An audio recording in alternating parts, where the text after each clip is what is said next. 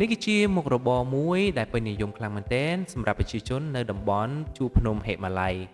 នេះគឺជាដង្កូវហិមាល័យដែលមានតម្លៃថ្លៃជាងមាសទៅទៀតបងប្អូនទាំងគ្នាការស្វែងរកដង្កូវហិមាល័យនេះគឺទាមទារការអត់ធ្មត់ខ្លាំងមែនទែនទម្រាំរកឃើញមួយបងប្អូនទាំងគ្នាគឺពិបាកខ្លាំងមែនទែនបងប្អូនទាំងអស់នោះនឹងត្រូវដើរក្រាបមើលតាមវាលស្មៅ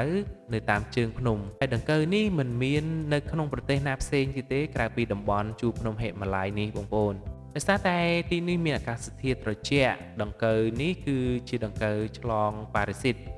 ពួកវាបានចូលខ្លួននៅក្នុងដីបន្ទាប់មកនឹងបញ្ចេញដូចជាផ្សិតបងប្អូននៅលើក្បាលរបស់វាហើយគឺជាថ្នាំចិនបុរាណដែលមានតម្លៃថ្លៃជាងមាសទៅទៀតបងប្អូនទាំងគ្នា